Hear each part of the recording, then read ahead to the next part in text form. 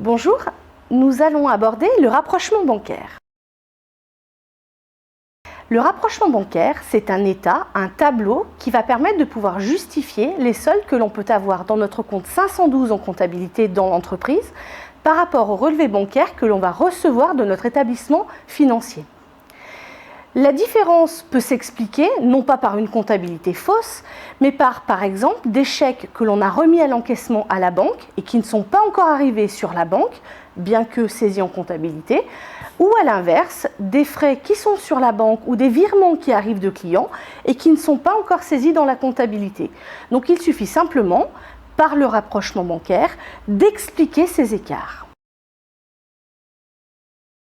Pour réaliser un rapprochement bancaire, il va falloir procéder par 4 étapes bien distinctes qui ne peuvent pas être mélangées dans d'autres sens que...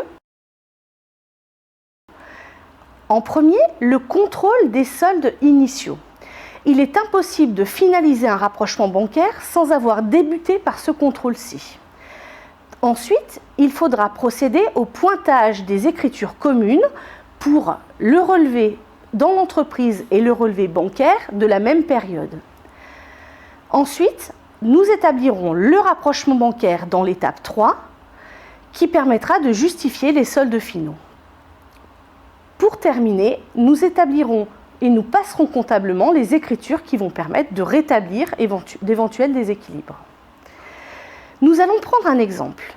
Sur la partie gauche de l'écran se trouve une édition du mois de mai qui va correspondre à une entreprise, au compte 512 de l'entreprise. Sur la partie droite, vous avez le relevé bancaire que nous recevons de l'établissement. La première chose à faire, comme indiqué, sont le pointage et la vérification des soldes initiaux. Vous avez un solde de notre compte 512 qui est débiteur pour 300 €, alors que sur le relevé bancaire, nous avons un solde de départ de 350 €, ce qui démontre qu'il y a un écart de 50 €. En faisant la différence de ces deux éléments, on s'aperçoit que la somme est de 50 €, ce qui veut dire que, vu que le compte 512 est inférieur, que cette somme est déjà passée. Si nous regardons notre relevé bancaire, nous nous apercevons que la première écriture qui arrive, c'est un chèque de 50 € qui arrive ultérieurement. Par ces 3 écritures, nous venons de procéder à l'étape numéro 1, qui est la justification des soldes initiaux. Nous pouvons alors procéder à l'étape numéro 2, qui va être le pointage des écritures communes à ces 2 éléments. Nous voyons au crédit du relevé 512 une somme de 100 €. Nous la retrouvons sur le relevé bancaire.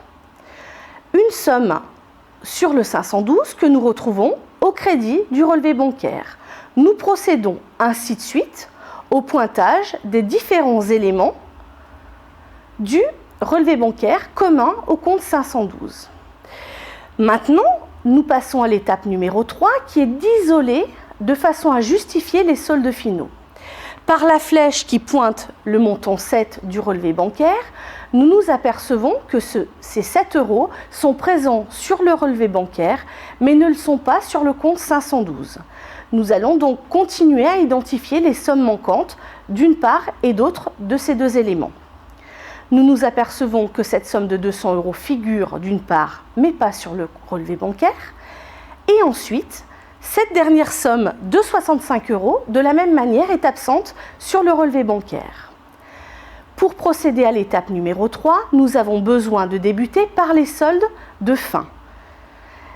Le premier solde final est de 913 € sur le relevé bancaire et de 512 € sur notre compte. C'est à partir de ça que nous allons procéder à l'établissement du relevé bancaire en reportant tout simplement ces 2 sommes sur un tableau à part. Nous reprenons le montant que nous avions sur notre solde de fin de période du compte 512 et ensuite les 913 € de la même manière sur notre relevé bancaire.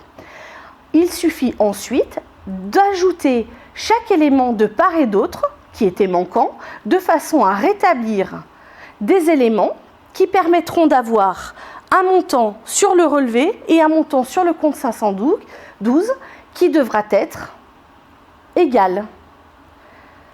Maintenant, quatrième étape, nous avons les écritures à passer. Il faut, dans ce cas, saisir les écritures manquantes dans notre comptabilité, mais présentes sur le relevé bancaire. Dans notre exemple, il manque le montant des services bancaires de 7 €. Voici l'écriture à passer. Pour résumer, vous devez, pour établir un rapprochement bancaire, dans une première étape, contrôler les soldes initiaux. Dans une seconde étape, vous devez établir le pointage des éléments communs à chaque relevé entre le 512 et la banque.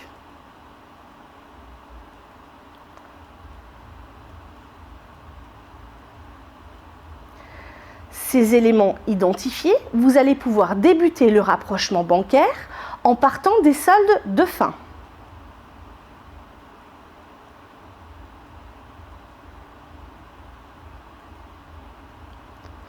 Les deux sommes qui se trouvent en bas du rapprochement bancaire sont les soldes rectifiés qui justifient l'écart entre ce compte 512 dans l'entreprise et le relevé bancaire que vous avez reçu de l'établissement financier.